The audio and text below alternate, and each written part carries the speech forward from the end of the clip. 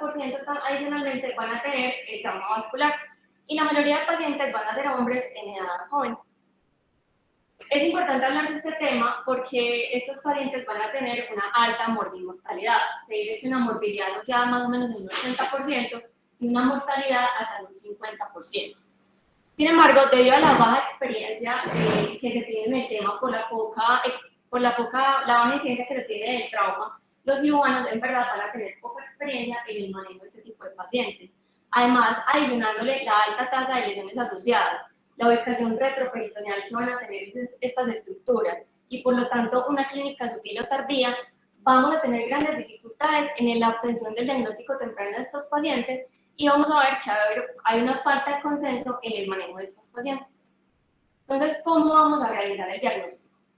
Lo primero que tenemos que tener claro es que va a ser un reto para todos los cirujanos poder diagnosticar este tipo de traumas, sobre todo por su ubicación retroperitoneal, por su clínica inespecífica y por la cantidad de lesiones extracorporales que va a tener. Pero podemos sospecharlo ante una trayectoria de un trauma penetrante y en trauma cerrado bajo unos signos clínicos como un impacto en el abdomen superior, fracturas costales inferiores o equimosis supraumbilical. Adicionalmente, vamos a recordar que cuando es una lesión pancreato-venal compleja, la mayoría de pacientes van a tener altos índices de severidad del shock, y por eso es muy importante que cuando hagamos el abordaje inicial de estos pacientes, siempre nos guiemos bajo las guías de la ATLS, con la estrategia ABCDE, bajo los principios de resultación de control de daños, con una reanimación hemostática y una hipotensión permisiva, siempre intentando evitar el rombo de la muerte. Entonces vamos a saber que un paciente cuando está estable hemodinámicamente o es respondedor transitorio lo vamos a llevar a una tomografía y cuando el paciente está inestable con signos de irritación peritoneal lo vamos a llevar directamente a cirugía. Entonces, aquellos pacientes que llevamos a las imágenes, la imagen ideal va a ser la tomografía, va a ser la imagen de dirección, porque vamos a ver que es ampliamente disponible y podemos obtener las imágenes de una forma rápida. Adicionalmente, vamos a poder ver todas las lesiones asociadas que tiene. Y vemos que en verdad la sensibilidad y especificidad para el trauma pancreato-venal va a ser alto, aunque vemos que hasta en el 40% de los pacientes la tomografía puede ser normal en el inicio del trauma pancreático. Adicionalmente, las guías recomiendan que se repita de 12 a 48 horas cuando hay duda diagnóstica para aumentar la sensibilidad. Tenemos unos hallazgos imageneológicos que nos pueden indicar que en un trauma pancreato-venal, en un trauma pancreático cuando hay laceración hemoglandular, líquido o hemorragia peripancreática, cuando hay realce heterogéneo de la glándula o obviamente es por la trayectoria de la lesión. Y cuando hay un trauma venal, lo podemos escuchar cuando hay un neumorretroperitoneo, neumoperitoneo, líquido libre adyacente, engrosamiento o edema de la pared, discontinuidad de la pared o nuevamente con la trayectoria. Cuando realizamos el diagnóstico, entonces ahí está la importancia que realicemos una adecuada clasificación, porque esta clasificación va a ser muy importante para poder guiar el tratamiento de estos pacientes. Hay varias clasificaciones, las más comúnmente conocidas van a ser las de las guías de la AST, las guías americanas, y las de la WSS. En verdad van a ser muy similares, pero las guías de la WSS va a tener en cuenta, además de la alteración anatómica, la inestabilidad hemodinámica. Y vamos a considerar como trauma pancreato-venal severo, en los traumas pancreáticos, la clasificación de trauma pancreático, los grados, grado 4 y grado 5, que van a ser secciones proximales, o sea, secciones de la cabeza del páncreas, con daño parenquimatoso con daño de la ampolla, o disrupciones masivas de la cabeza pancreática y lesión del duodeno. Ahora, en el trauma venal, nuevamente tenemos las mismas clasificaciones, considerando también que la WSS va a tener en cuenta la inestabilidad hemodinámica y va a considerar severo, grado 3, grado 4 y grado 5. Para nosotros, trauma pancreato-venal complejo va a ser la grado 4 y grado 5, en donde va a ser disrupciones de más del 75% de la circunferencia, compromiso de la ampolla bártera y parte distal del colédoco y disrupciones masivas del complejo pancreato-venal. Y la clasificación adecuada no solo va a ser importante para guiar el tratamiento, sino que también vamos a ver que el grado de severidad va a estar asociado a la mortalidad de estos pacientes. Y acá vemos cómo tanto para las lesiones pancreáticas como para las lesiones duodenales, aunque las lesiones grado 4 y grado 5 son las menos comunes, van a ser las que más van a tener mortalidad. Ahora, ¿cómo vamos a hacer el tratamiento de estos pacientes? Lo primero que usted tiene que hacer es realizar una adecuada exposición de los tejidos que están comprometidos. Para usted poder mirar la cabeza pancreática y la primera y segunda porción duodenales, usted debe realizar una adecuada maniobra de Cohen, en donde primero hay que hacer una disección de todas las adherencias peritoneales que se tienen en la primera porción y la primera parte de la tercera porción duodenal, para poder retraer hacia medial el páncreas, la cabeza, el duodeno lo vamos a sacar retraído, y poder exponer la vena cava inferior y las venas renales. Adicionalmente, si queremos ver la tercera y la cuarta porción duodenal, es necesario realizar la maniobra de Kettlebrush, en donde vamos a hacer una disección de toda la línea de Toll, desde el ángulo hepático hasta la válvula ileocecal y posteriormente desde la válvula ileocecal hasta el ligamento de Treves. Luego acá, como vemos, vamos a hacer una rotación medial y hacia superior de todo el intestino delgado. Vemos que toda esta parte acá del intestino delgado es el duodeno, y vemos que en esta exposición los vasos mesentéricos van a quedar a la izquierda y superior del duodeno, y por lo tanto pues es necesario tener en cuenta esto porque podemos tener como lesiones asociadas de estos vasos. Adicionalmente, si queremos realizar una mejor exposición de la cuarta porción duodenal, podemos seccionar el ligamento de Treves. Ahora, para mirar entonces el resto del páncreas, es decir, el cuerpo y la cola, vamos a requerir primero un acceso a la transcavidad de los epiplones disecando el ligamento gastrocólico y posteriormente realizando una adecuada disección de todas esas adherencias que existen entre la región posterior del estómago, la cara posterior y el páncreas, para posteriormente realizar una maniobra de Mattox que va a consistir en la liberación de todo el colon izquierdo y la sección del ligamento esplenofrénico para poder retraer todos estos órganos hacia medial y poder identificar acá la cola y el cuerpo del páncreas. Una vez entonces tenemos la adecuada exposición, podemos tener unos hallazgos que van a ser sugestivos del trauma pancreático duodenal. Para la lesión duodenal podemos tener hematomas retroperitoneales, sangrado activo en zona 1, derrame biliar, que exista neumorretroperitoneo y obviamente por la trayectoria del proyectil. Si nos queda duda, las guías recomiendan hacer pruebas con azul de metileno pues, para evidenciar la lesión duodenal. Adicionalmente, para uno identificar si hay una lesión del conducto pancreático, lo puede sospechar si hay una sección completa de la cabeza pancreática, si vemos líquido pancreático, si vemos perforaciones centrales, laceraciones severas o destrucciones masivas del tejido.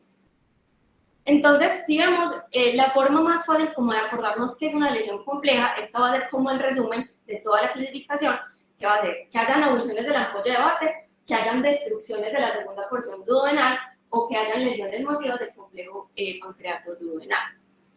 Y eso vamos a ver que van a existir dos posturas para el tratamiento de estas lesiones complejas.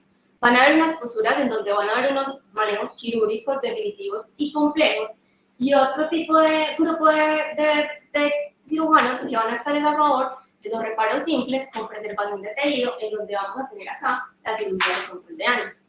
Y esto es muy controversial, es porque, como vemos, es un trauma poco común, hay falta de experiencia de los cirujanos, hay escasa información, y la información que hay es en poblaciones pequeñas, en poblaciones unicéntricas, retrospectivas y con gran variabilidad de las técnicas.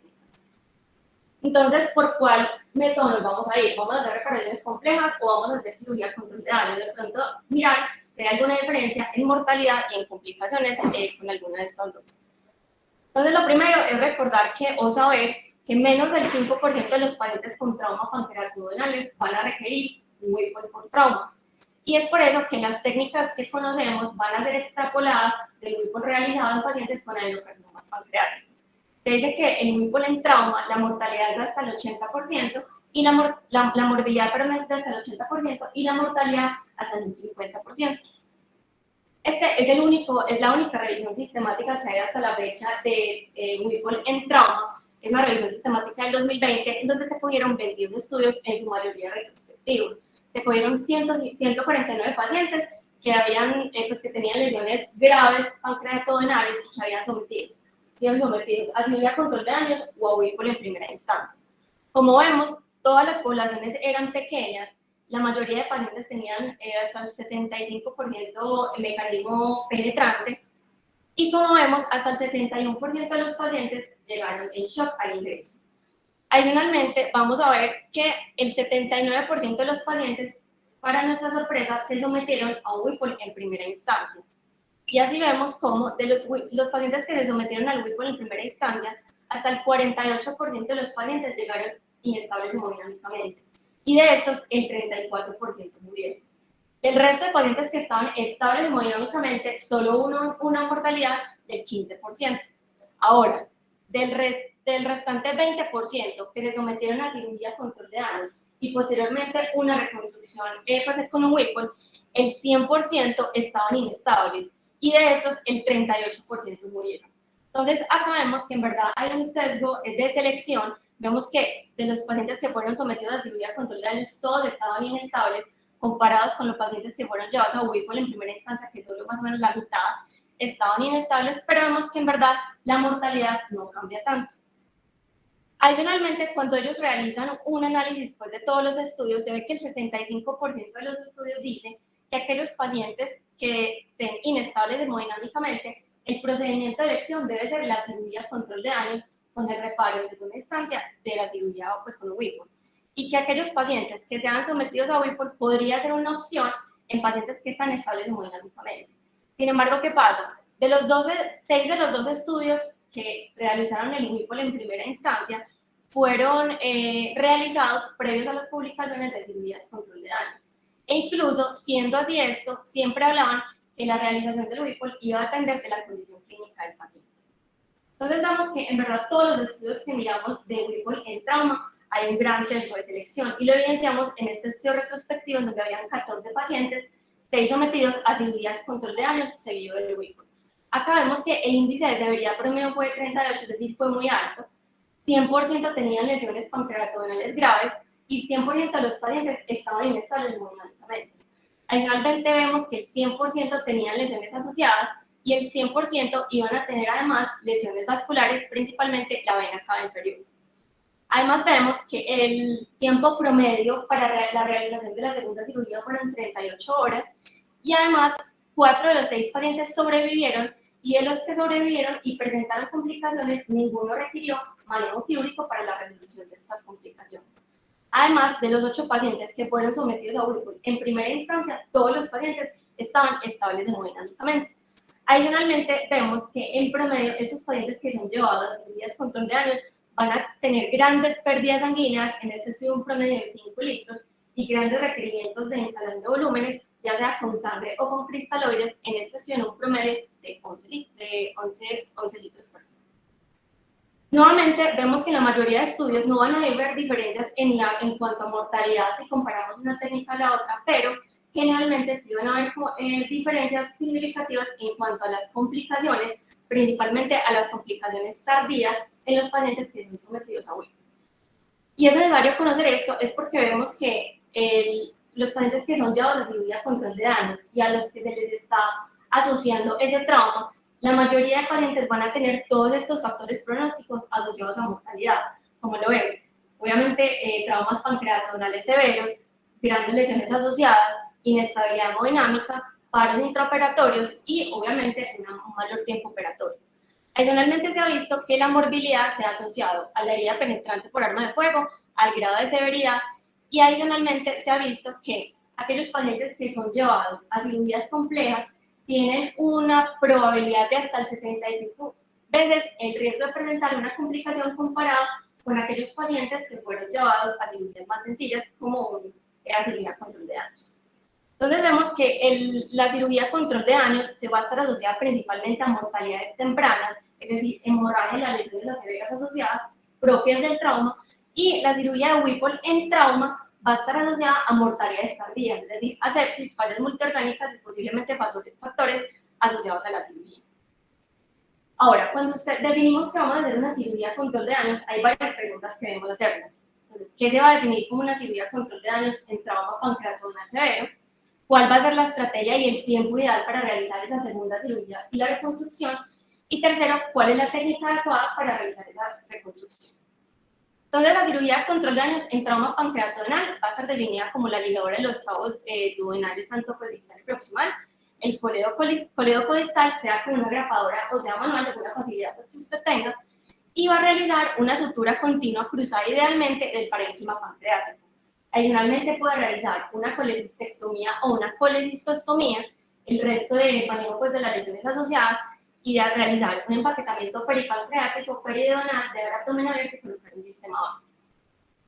Ahora, cuando vamos a hacer la reconstrucción, recordar que el Whipple inicial se hablaba de una resección de la porción distal del estómago, el duodeno y la cabeza pancreática, para posteriormente realizar una anastomosis del coledocoyayuno, una gastroyeyuno en Y-Rux, y se podría o no realizar una anastomosis pancreatoentérica, sea al yeyuno o sea al estómago.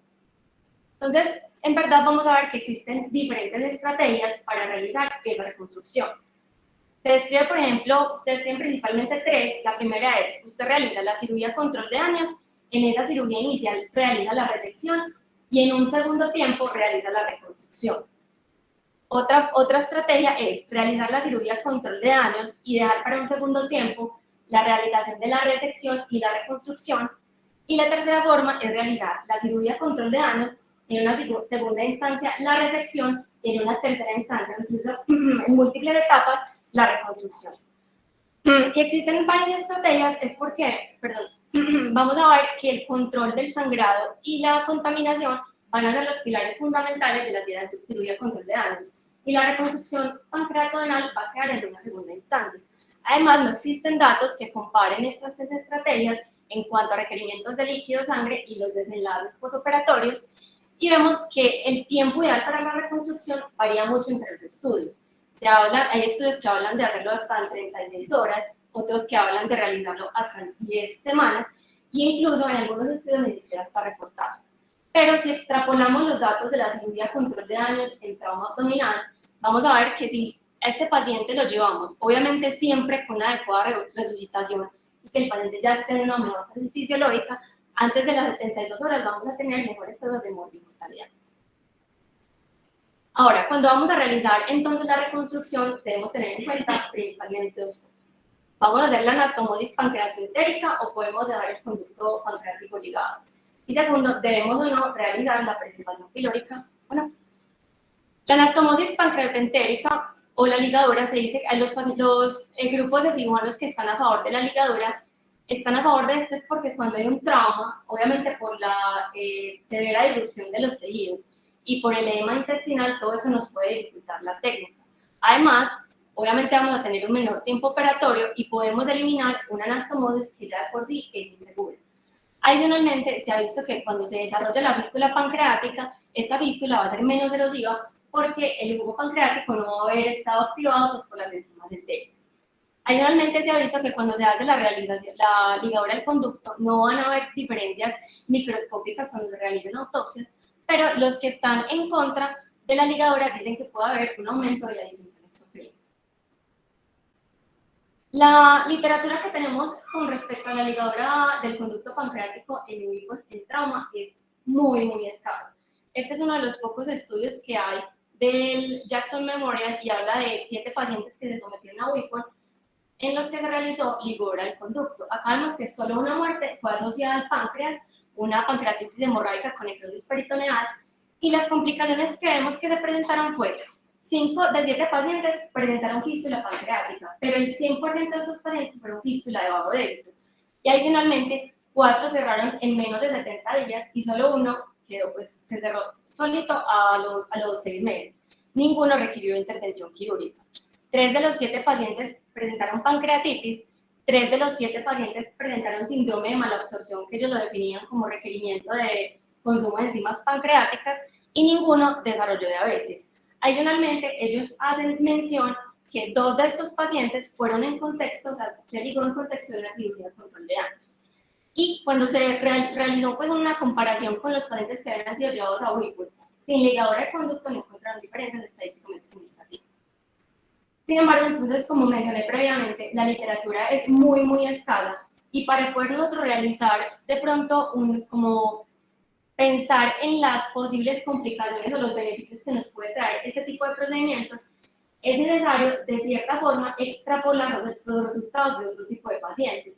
Y es por eso que acá traigo una revisión sistemática en la que se pudieron pacientes que habían sido sometidos a Whipple con ligadura de conducto por enfermedades benignas y malignas, y vemos que en verdad no hay diferencias en cuanto a mortalidad, insuficiencia exocrina, hemorragia postpancreatectomía ni sangrado intraoperatorio. Ellos ven que solo hay diferencias, obviamente en menor tiempo quirúrgico y en desarrollo de diabetes postoperatorio. Ellos hablan de la mayor tasa de fístula pancreática, sin embargo, cuando analizamos el forest plot, vemos que el índice de heterogeneidad es muy alto y que incluso el intervalo de confianza pasa por la unidad. Entonces, esto obviamente hay que tomarlo con pinzas para hacer pues, una adecuada, mirar los resultados de una forma adecuada. En cuanto a la preservación pilórica, entonces los que están a favor de la preservación pilórica dicen que es porque va a evitar ese reflujo biliar, y aquellos que están en contra dicen que es porque van a aumentar el retardo del vaciamiento gástrico, que es una de las principales complicaciones por espasmo del esfínter por la desvascularización y la inervación. Sin embargo, nuevamente, con respecto a este tema, en trauma pancreatorenal, la evidencia es poca y obviamente no va a haber aleatorización. De todos los estudios de Whipple en trauma, solo estos dos estudios, que es por el mismo autor, mencionan, ni siquiera hacen un análisis, sino que solo mencionan pacientes que fueron llevados a preservación pilórica versus los que no. En este primer estudio, 12 que fueron llevados a preservación pilórica y 7 que fueron, pues, se le realizó Whipple convencional, y en el segundo, 5 que realizaron preservación pilórica y un paciente que fue llevado a Whipple convencional. Nuevamente, no hay análisis que se hagan entre estos pacientes.